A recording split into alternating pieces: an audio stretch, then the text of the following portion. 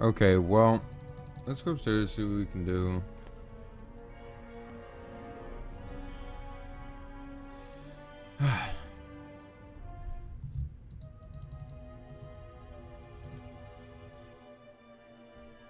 One thing that I don't understand is why it's telling me to talk to Matt.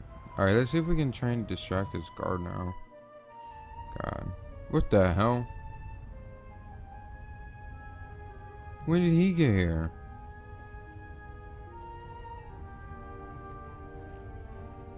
Matt is keeping himself busy with that strange game.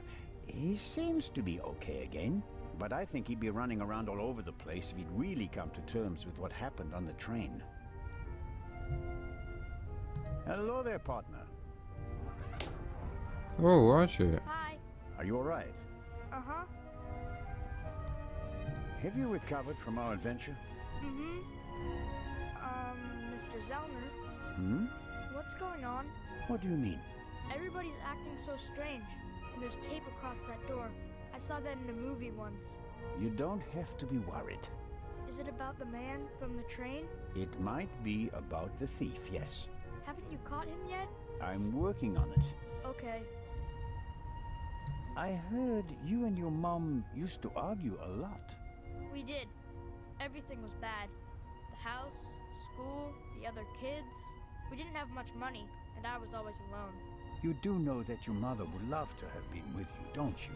She had to go out to work to earn money. She wouldn't have had to if Dad was still around. And how do you get along with her now? I'm always happy when we do something together on vacation. She has more time for me now, and I like my boarding school. I have lots of friends, and the teachers aren't so bad. One sec, I'm plugging in my phone. Alright. Your mother and Professor Lucien seem to be on very good terms with each other. Don't you like him? Don't know. He seems to be very nice. I guess. Lady Westmacott is all by herself in the saloon. Maybe you'd like to visit her later. Sure. The lady tells exciting stories. I know. She's my favorite writer. She told me that it's not much fun to write detective novels. She'd rather write something else, but her fans always want the same thing. They made her rich and famous. I told her to write what she wants to write. If it's good, someone will buy it. And if not, at least she had fun writing it. Then she smiled and nodded. She said it was a good idea. What are you Interesting. playing there? I'm playing Shuffleboard. At least I'm trying to. Never played it before. It's easy. Professor Lucien explained it to me. And who won? We didn't play. You didn't want to play with him, did you? Do you want to play a game with me? Sure. Oh, God. I think you'll have to explain the rules to me first. Okay. You play with the blue pucks and I play with the red ones.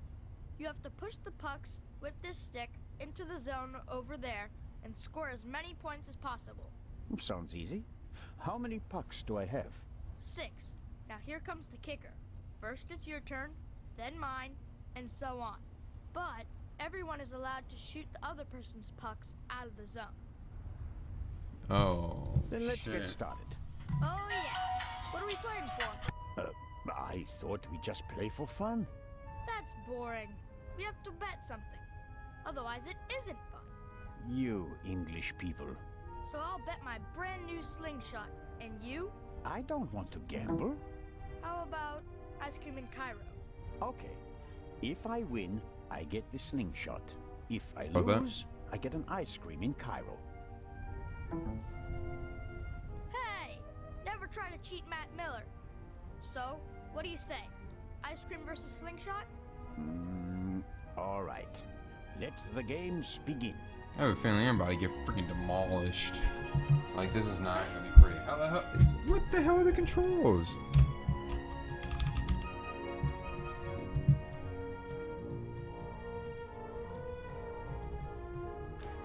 What? Oh, wow. Now it tells me how to play. Thanks.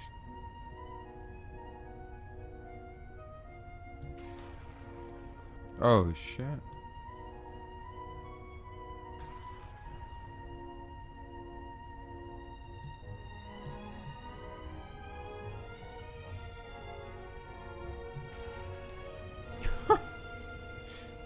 Wait, why does he still have to? Oh, he doesn't. Okay.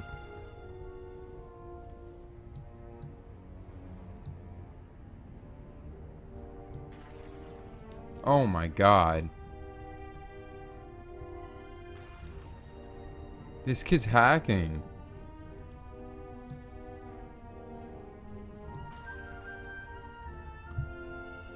Is that a 2 or a 9? Oh my god.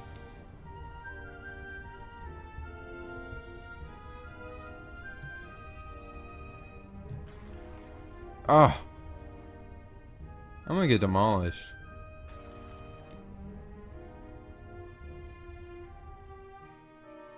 Rats. Haha, I win. That's one ice cube. You've been One more time. this time. Nah. I don't know how to play the first time. Oh, what's up? Boom. What? Alright, that's not even fair.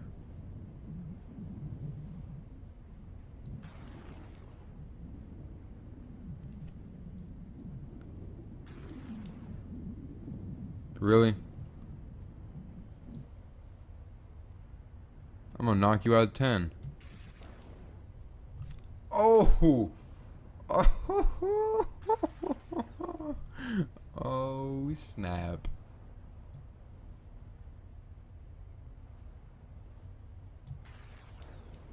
Oh, shit.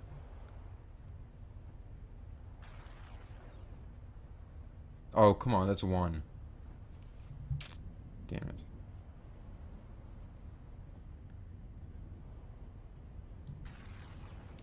Ah.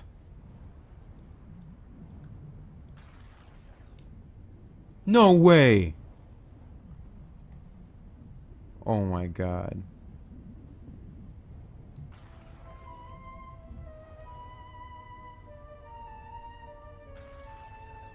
No. Oh. No. Oh. I win. That's another. Frick, I'm gonna freaking win. This kid freaking hacks, man.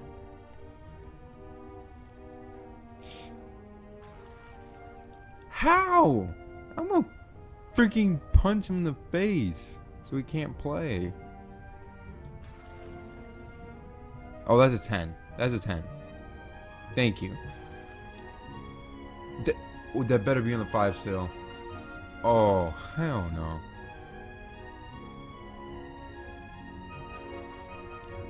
Oh my god. Woo, 12.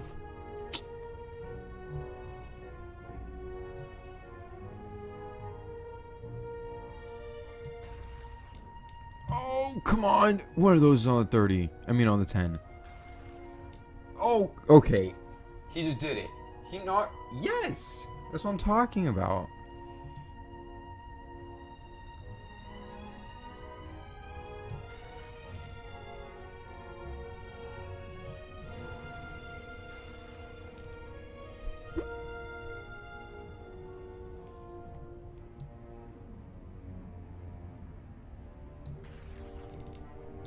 Okay, now I have a lot in there. What's up? No, no, no, no, no, no, no, no, no. Yes! That's it. Boom! Oh man. The athlete wins the day. One more time. No, that's enough for me. All right. Here, Are you sure? gambling debts are debts of honor. I still owe that nigga 2 ice creams. I'll give it back to you when I don't need it anymore. Okay? Okay, but make sure my mom doesn't catch you with it. She thinks it's dangerous. What is it? What did he give me? Oh snap, I got a sunshine. I'll let him play for. Alright, Miss Miller, what's going on? Miss Miller and the professor are talking intensely. Good morning, Miss Miller. Professor Lucien? Constable Zellner, how are you? I heard you passed out last night. Well, not quite. I was poisoned. Oh. wretch. I don't like this guy. Who do you mean by that wretch? That stowaway. That new raven. The young man can't be the murderer. Constable Oliver had already apprehended him when the shot was fired. You mean... Whoever killed the Baroness is still on the loose. I think I should take my leave. I'd like to rest for a while. One last question, Professor. The safe in Legrand's cabin can only be opened with 3 keys. Am I right? That's correct.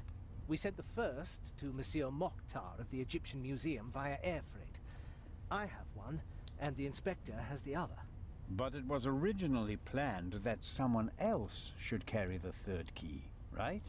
You are well informed, Constable. Baroness von Trebitz should have had it. But then there were concerns. And for that reason, Inspector Legrand took it himself. Was that his idea? Well, yes, you could say that. I want to go back to my cabin. I'll see you later, Mary. Oh, of course. See you later. Okay. I didn't want to interrupt your conversation with Professor Lucien so abruptly. I don't know what's wrong with him. Learning that there's still a burglar on board seemed to frighten him. He was so relaxed the whole time, and then... And then the stupid Swiss constable came by and made him anxious. Oh, I didn't mean that. No matter. I'm sure he'll calm down and come back soon enough. May I ask you a few questions? Of course. Wow, a lot of questions. How is Matt? He seems happy enough. After all the commotion, he's already back to his old self again. But I haven't told him about the murder. That would be a bit too much for him. I think he's made of sterner stuff. I want to thank you again for what you did on the train. I wouldn't have known... Everything's fine. Think nothing of it. How was last night for you? It was awful. I was having a conversation with Edgar, Professor Lucien, here on the forecastle.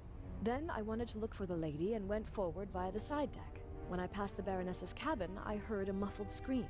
You heard a scream? Yes. I thought the Baroness probably had a fall.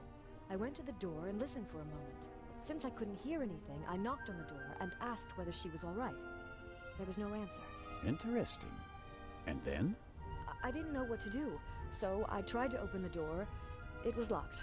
I saw the Baroness's butler, Mr. Inch, on the forecastle. I thought he might have the key and went back. On the way, the bobby crossed my path, and then Edgar, who wanted to check the safe. I explained the situation to him, and then the alarm went off. What the fuck? How did the scream sound? It was a short outcry, very frightened, as if someone had been startled. Was it a woman's voice? Yes, the voice was high. So it could have been a scream from the Baroness. Possibly because she discovered someone in her cabin. Possibly. That person might have threatened her with a weapon, so that she wouldn't scream for help. Oh, God. He waited until the coast was clear. Oh, please, stop it, Mr. Zellner. What the fuck? You know she's dead. The Baroness's butler said that he was on the forecastle as well? Yes, he was standing on the other side of the deck smoking a cigarette. Was he on the forecastle the whole time? I'm not sure. He was there, and later he was on the side deck with us. Oh, yeah, yes, he looked after you while you were unconscious. He unbuttoned your collar and held your head while the doctor checked you. But you can't say for certain whether he came from the forecastle with you and Professor Lucien, or afterwards. Well, no. But where else could he have come from? I don't know. Did you report that to Inspector Legrand? Yes, last night. He was very interested and took a lot of notes. But I wanted to look for Lady Westmacott, and he let me go without further delay. He said that he'd take down my full statement today. I understand. Do you think the man from the train also killed the Baroness, Constable Zellner? Nope. I don't know yet. It's horrible. Explosions, thieves, murderers. This isn't the right place for a lady and a little boy. You and Professor Lucien seem to be having a lively conversation. Oh, yes. He's an expert in ancient Egyptian art and preeminent in hieroglyphic research. He's the head of the Egyptian department in the British Museum, you know? And he's going to open an exhibition at the Egyptian Museum in Cairo. Did you bang? Right. For the eye. They had planned on exhibiting both jewels together for the first time in decades, but that's not going to happen now, sadly. I think it's quite upsetting for him. We're working hard to ensure that at least one eye will be on display. I know. I'll ask Lady Westmacott if she'd like to participate in the opening of the exhibition. I think it would be good for her. And Professor Lucien will surely offer you a private tour. They banged. Oh yeah, for sure. You're American, aren't you? That's correct. And you moved to England because of the job? I lived in England before. During the Second World War, I volunteered. I worked in a pharmacy on a US base north of London. In a pharmacy? Interesting.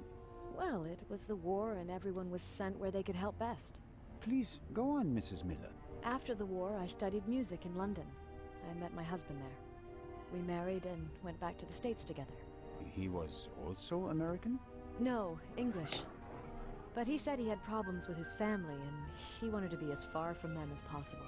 And you gave up your studies for him? Well, yes, I did. Interesting. Life as a single mother couldn't have been easy. It was pretty tough then. I worked from morning till night and it was still only enough for the bare necessities. And I couldn't give Matt all the attention he needed. And then Lady Westmacott entered your life. It was like an angel appeared to me. She must have offered me the position out of pity. I had no experience as a carer. She made me a generous offer. I couldn't believe it. And she really adores Matt. She's offered him a good education, and now he has every opportunity in life. An almost unbelievable story. I'm still afraid that it's a dream and that I'll wake up one day. Oh, you will. How does it feel to work for such a world-famous person? The work is very interesting.